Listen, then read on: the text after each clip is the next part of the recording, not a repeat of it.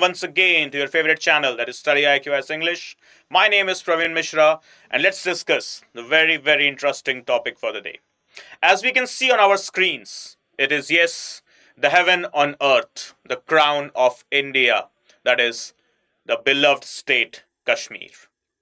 Yes, there are contentions. Yes, there are tensions as well. But it's all because of the hostile intentions coming from the not so good neighborhood that's Pakistan. Since day one of independence, along with came the partition event as well. The two nations, they have been on a continuous tussle with regard to the territory of Pakistan. Oh, sorry, Kashmir. Well, the territory of Pakistan could be as well inducted in case Pakistan doesn't leaves its bad or the hostilities as well, right? So what we have, Kashmir. To be very clear, and just before beginning the topic, just before beginning the session, let's be very specific. Kashmir is mine, it's India's, it's ours, that is. It's my crown, it's my heritage, it's my pride as well. Yes, the people inside Kashmir would be living in too much of the difficulties for sure, but just the reality is it's the difficulty that is coming from the other side of the border, not from the domestic India. So yes, there are tensions. So yes, there are people inside our Kashmir, the Indian people only inside our Kashmir. Yes, they are being troubled a lot. But the fact is, this trouble is instigated not because of the mainland India. It's because, once again, the not so good neighborhood known as Pakistan. And yes, the another ally of Pakistan these days, China, right? Now, Pakistan has kind of become the adopted son, right, of China. Obviously, Pakistan has got no self respect, neither the economy, nothing. Literally nothing. And right now, they are, just roaming into the laps of the Chinese government, specifically, being feeded by Xi Jinping. Spoon feeding is being done these days. And these people, they think that they can grab our Kashmir. Pity for you, Pakistan. Just wake up to reality. And when it comes to the statements by India, let's talk about the Kashmir issue today.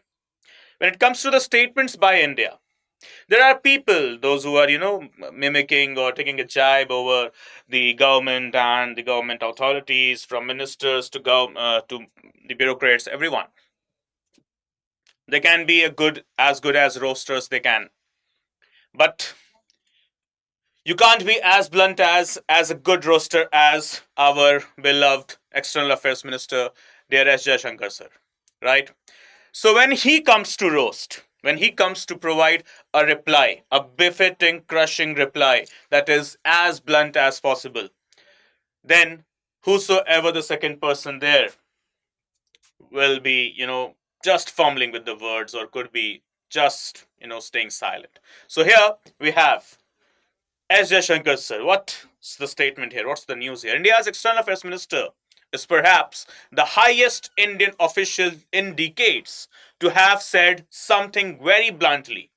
And this is here, participating in the Right Sena dialogue. As Jaishankar pointed out, how global rules on issues pertaining to sovereignty and territorial integrity were never having uniformity, were never applied through uniformity, right? So, S. Jaishankar sir, in the Raisina dialogue, has accused the whole of the United Nations, whole of them, from the countries of US to UK to Canada, that it's these people only, it's these countries only because of which Kashmir issue is still an issue, because of their own personal benefits. Countries like US, UK, Canada, and so on, including the others as well, their allies from Germany to other European nations, just because of their own personal benefits, their own economic and political mileages. These people have devastated the lives of Kashmiri people, our Kashmiri people. The other side can go to hell, doesn't matter, right? But the Indian people, Indian Kashmiri people, right? Their lives, they have been just, made under a huge compromise, huge compromise. Internet shut down, schools shut down. Lockdown is not something that is new for our Kashmiri people. It might have been a new concept for us 5 years back in March 2020, but for people in Kashmir, these are the things quite common. And who is to be responsible for that? Yes, there are some mistakes that have been done from our side as well, but some of them. And the mistake was only one, and that was to be lenient, to be resilient, to be just, letting the neighbors do whatever they want as we wanted peace.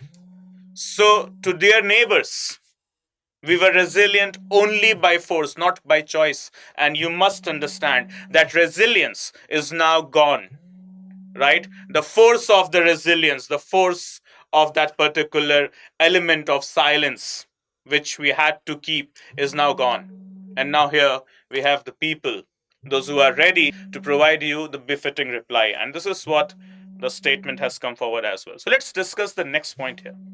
Okay, India's top diplomat, when we talk about, okay, was talking about, according to him, are flaws in the existing world order. According to him, as in, according to S. Jaishankar sir. There are the flaws in the existing world order, and in this context, he cited Pakistan's illegal occupation of a part of Jammu and Kashmir. Illegal occupation, yes. Do you think Pakistan really had that much guts, audacity, weapons, or army to have the illegal occupation in Kashmir? Absolutely not. It was the loophole at that time from our side. Okay, not from the defense side, not from the military side, but from the government machinery side. That yes, we provided some leniency in order to have, peace and tranquility being established throughout the Asian nations, or as well as the whole globe. That was our mistake, grave mistake, right? So, yep, Pakistan occupied part of the Kashmir, right? No doubt in that. It's illegal occupation. But you know what the biggest problem is? The problem is not Pakistan. Those idiots can be handled anytime, right? It's not Pakistan that is the trouble. The trouble is the so-called United Nations here. And this is what S. Jaishankar has to answer. So, the attacker and the victim, they were put on a par, on the same table. That is, the victim as well as the culprit, they were made to sit, on the same table and talk. You both can have a solution by just talking to each other. Just the same way, right? The one who attacked you, right? And the authorities, they said, okay, you talk to your attacker and ask him if he is ready to apologize and give you a sorry and go home. Just the same way United Nations has done that, right? So what is the second statement here? Wonderful statement. He said, adding, after the Second World War, the longest standing illegal presence occupation of a territory by another country pertains to India. What we saw in Kashmir. After Second World War, the biggest illegal occupation that has happened for the continuous time, for the most amount of time, is Pakistan's illegal occupation of Kashmir. Illegal. So is Pakistan. So, elaborating further, he said, we went to UN. What was an invasion was made into a dispute. So, we went and knocked the doors of the United Nations. Like, knock, knock, UN, here we are. So, UN was like, why? India, tell me, how would you come here today? So, we said, oh, we have an invasion. And Pakistanis, they have invaded and they have, captured some areas. And UN would be also like, Pakistan has captured a part of India? Come on, are you kidding me? Give me a break like that. Yep. So UN said, oh, ho, so sad. So they invaded, yeah. Okay. Well, it's a dispute basically. So to remind their UN, as well as their Pakistan, dispute arises when there is lack of clarity between two parties, right? That this particular piece of land or a territory or a property whatsoever belongs to me or you, right? It's the case when there is lack of clarity, proper evidences. There exists the element of dispute.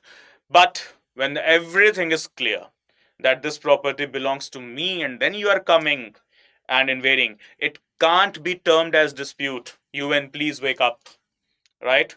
So UN termed an invasion into a dispute, right? So the attacker and the victim were put on par, that is on the same table. And who were the culpable parties? This is what Jaishankar has to state. The UK, Canada, Belgium, Australia, US, right? This is what the accused parties are there. Those who have converted the invasion of Pakistan into the Indian territory of Kashmir as a dispute over the territory of Kashmir between India and Pakistan, and make it very clear once again, make no mistake, the dispute arises only at the time when there is lack of clarity, evidence, witnesses available, when there are less availability of the elements of witness and all such type of evidences. But here, each and every paper is crystal clear from the record books of history till date. But still, from US to UK to Belgium to Canada to Australia, what these countries have made, these countries have made sure shot, simple invasion into dispute. No, this is what he said. So, pardon me, right? I have some question marks on that old order. A strong global order must have some basic consistency of standards. United Nations has taken very brave steps when it comes to the Gaza Strip, the Golan Heights, right? But I don't understand why United Nations, they are always mute and deaf when it comes to the dispute between Kashmir, India and Pakistan, the dispute of Kashmir, right? According to them, it's the invasion in Kashmir. Why are these nations silent over the dispute happening in Myanmar? Why are these nations, including United Nations, they are silent? Don't they know what's going on between India and Bangladesh with regard to the Rohingya crisis? Why is this United Nations silent when a prime minister of a country has to leave her country just to save her life? The military coup is going on inside Bangladesh. Where the hell are United Nations? Why are you not here in Eritrea? Why are you not there in Ethiopia? Why the Nagorno-Karabakh region is still under dispute, right? Still you're not able to save Ukraine from the Russian attacks, right? Why Crimea was not saved? Where is NATO as well? Okay, what happened to all of these organizations? Why they are not there when there is a war going on between Sudan and South Sudan? Why they are not present for Lebanon? Why they are not even present for Turkey? Why they are not even presently right now? The earthquake hit Myanmar and Thailand, right? Where are you? You must be there with your humanitarian aid, right? You take tons and tons of dollars, millions and millions of dollars from the countries in the name of providing humanitarian aid in case of crisis. Call it the man-made or natural whatsoever. In case of any sort of disaster, you have promised always that you will be present. But why not? Where are you? Thailand is destroyed, right? So is Myanmar. Bangladesh. Where were you when Sri Lanka fell into the debt trap? Why haven't you accused China yet? Why the 9-dash line issue hasn't been solved yet? In fact, in 2016 only, the United Nations body has officially declared that the occupation of China into the 9-dash line region, that is with regard to the areas of South China Sea, from Spratly to Paracel Islands, is illegal, and China must not show any sort of dominance or any sort of occupation towards those territories. But still, China is showing even 9 years later of your so-called aforesaid statement. But still, nothing has been done. 10th of December 1948, United Nations Human Rights Declaration came forward, right, in front of the whole globe. So this human rights, they are every now and then being violated, from Kenya to Somalia, from Syria to Libya, from Afghanistan to Yemen, and from Bangladesh to India as well, going through the seventh ocean ahead, that is in the United States, Canada, or any of the South American nations as well. Every now and then we are watching the human rights violation by the state elements itself, by the actors of the state itself. Why United Nations were still silent? Okay, so there are tons of questions, actually tons of questions. And this is what, it takes guts to speak And the guts has come from the great personality here in the government, that is S. Jaishankar sir. So here is the guts. And as blunt as blatant as reply it could be. So now this brings us to the discussion of Raisina dialogue. What is this Raisina dialogue?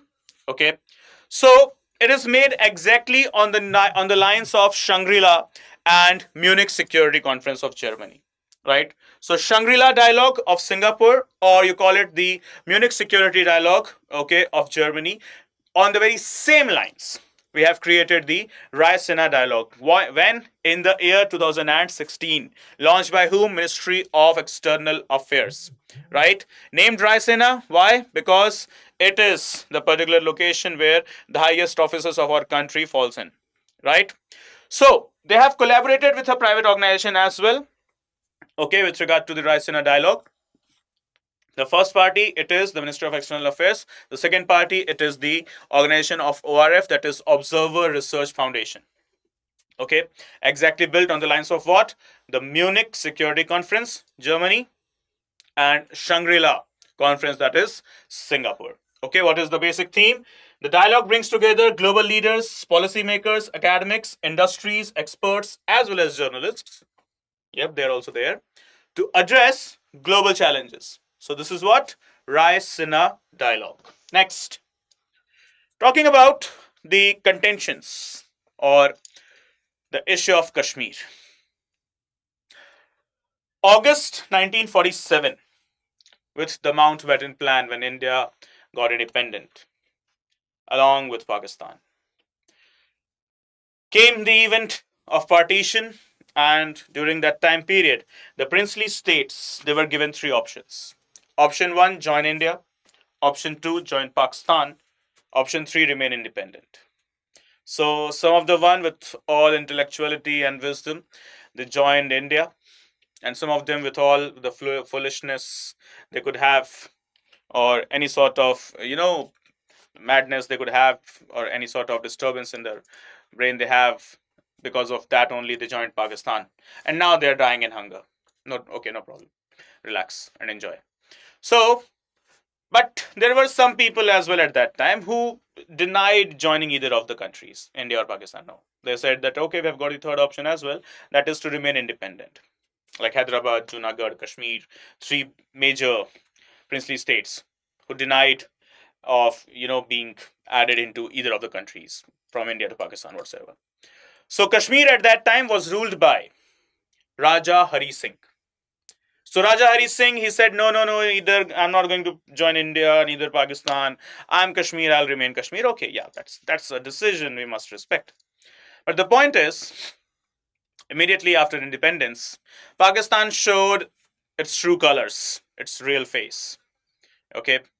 And immediately after independence, Pakistan attacked Kashmir with good amount of army, including some tribal community as well.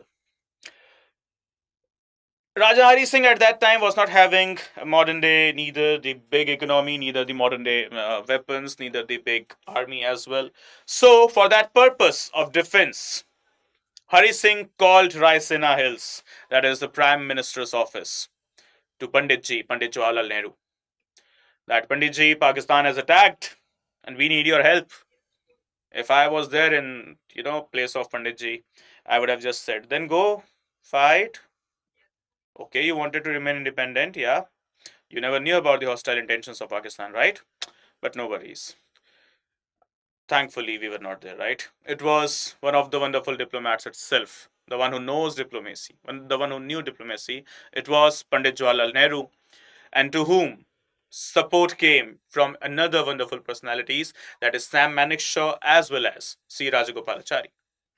So, the moment Raja Hari Singh called for the support, immediately, without any much discussion and delegation, Pandit Ji, that is Jawaharlal Nehru, immediately he deployed the army in defense of Kashmir. In just some couple of days or a week, what we can say, we defended Kashmir. And then after the war ended, Raja Hari Singh realized his folly, his mistake. And then he called Raisina Hills again.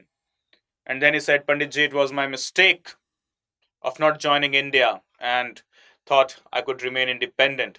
But the fact is, the other part of the world, that is Pakistan and its allies, won't let them remain independent. They would have an intrusion very soon. And this time, even I won't be having the mouth to ask the help from you. So it's better for me to induct myself into the state of Kashmir. This is what Raja Hari Singh has stated, right? But yes, we had to keep in mind the emotional aspect, the emotional element, the feelings of the Kashmiri people. So for that, a plebiscite was to happen.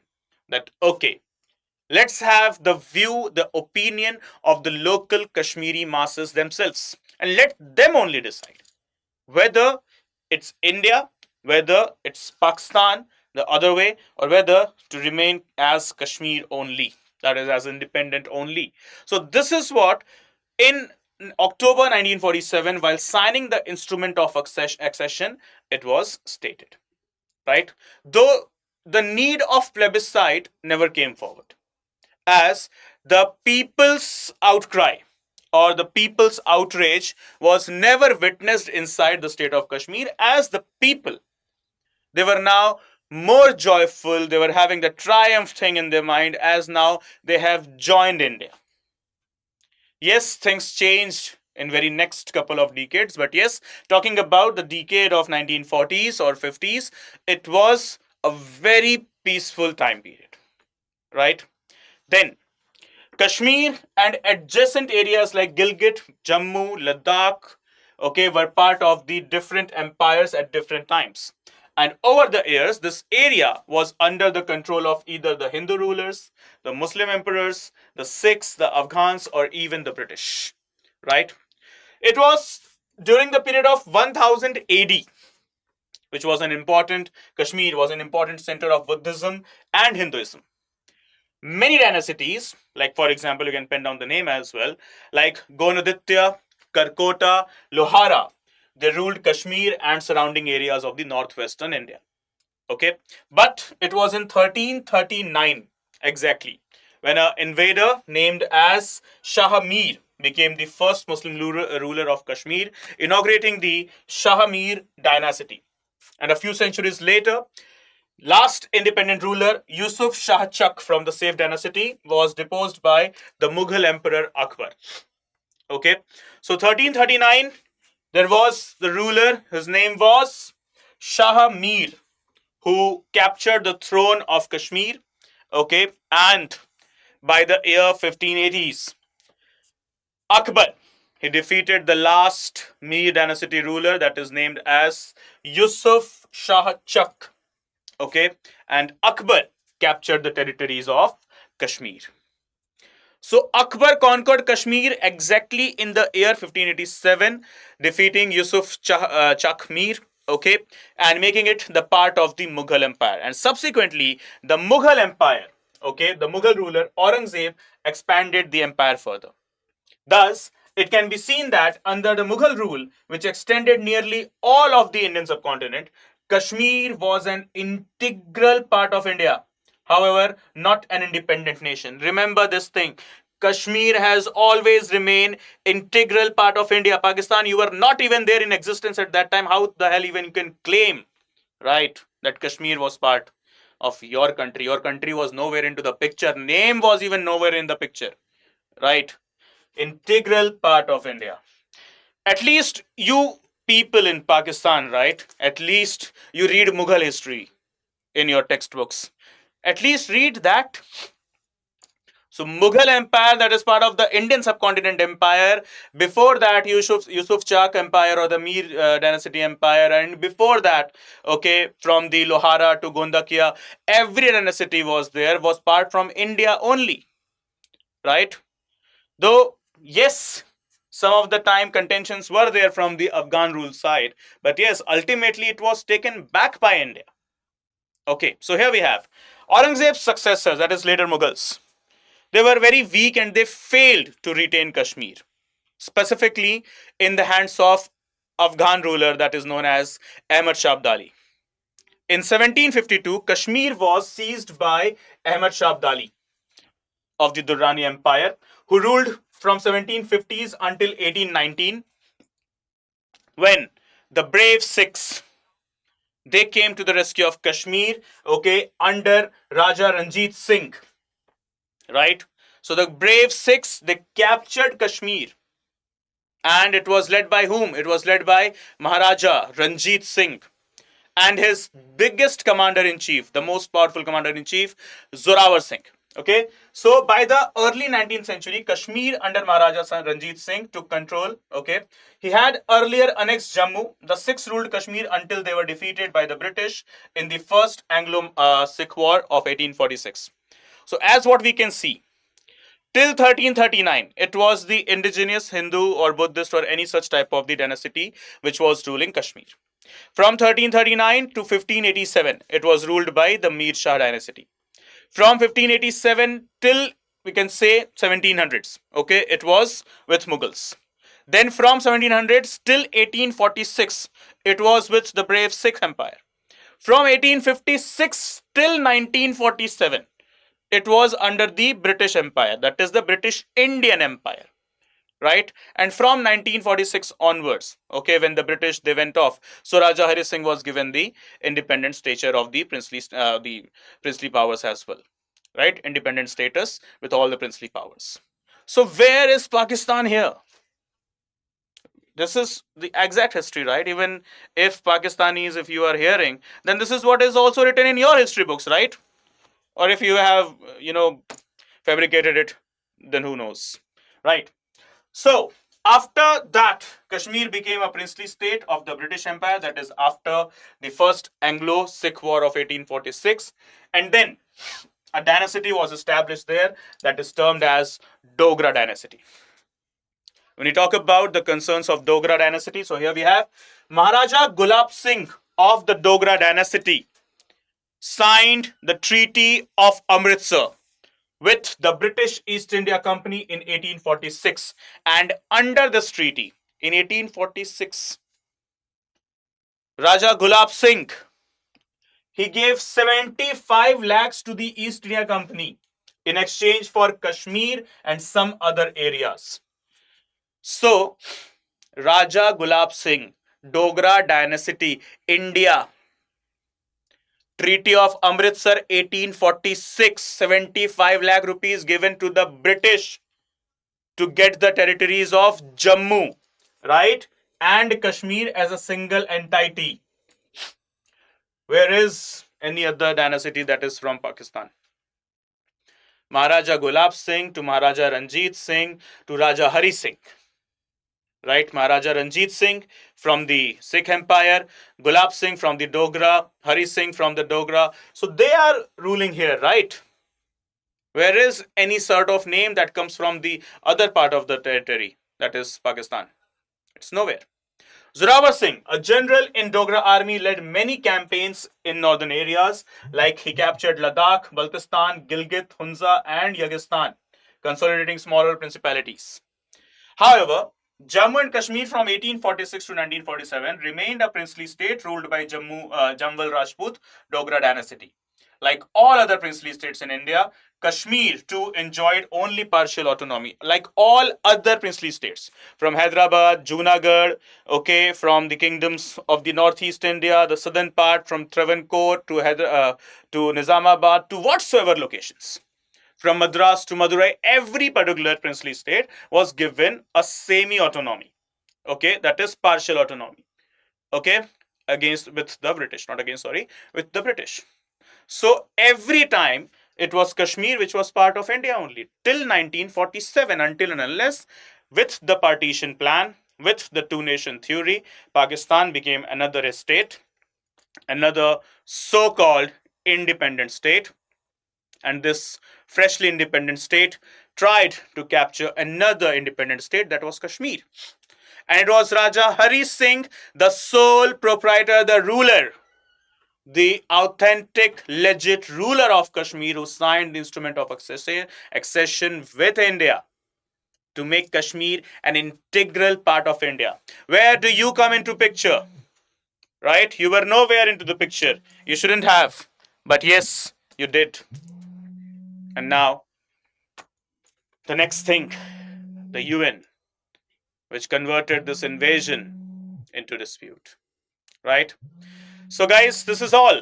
Kashmir was acceded to India through the official legal instrument of accession signed between the then government of India and Maharaja Hari Singh of Kashmir in October, exactly on 26th of October 1947. Right? So, this is what exactly the factors are. I don't see any Pakistan's reference here in the whole story. And yes, to all those people who would be thinking, is this the correct story? Yes. Go and search in any history books, guys. This is what is written by the Indian historians, by the American, Russian, English, French, whatsoever historians you call them. This is what the reality, this is what the newspaper articles, this is what the uh, books of the time, the contemporary historian of the time has stated. So, Kashmir invasion of Pakistan. It is not dispute between India and Pakistan. Right? This is what one of the greatest personalities, I will call him once again, S. Jaishankar Sir, has stated. Right, everyone? So, this is me, Praveen Mishra, signing off for the day. And remember one thing, Kashmir belongs to us, it's our crown. We are proud of Kashmir. It's integral part of India. Kashmiris, they are Indians. Do not discriminate. Right? So, guys, thank you for watching. See you all soon in the very next session. And yes, if you wish to connect with me over my Instagram handle, so it is with the username Praveen Mishra underscore 2107. And yes, over the Telegram, it will be the channel name, that is study underscore with underscore Praveen. And guys, please, if you haven't subscribed to our StudyIQ IAS English channel, please do subscribe it as well. Okay, and do hit the like button in case you like the video. And yes, what's your opinion over the actions of Pakistan as well as this invasion turned dispute by the other nations? Please do let me know into the comment section. Okay, guys, bye bye. Take care. See you soon in the very next video. Jai Hind, Jai Bharat.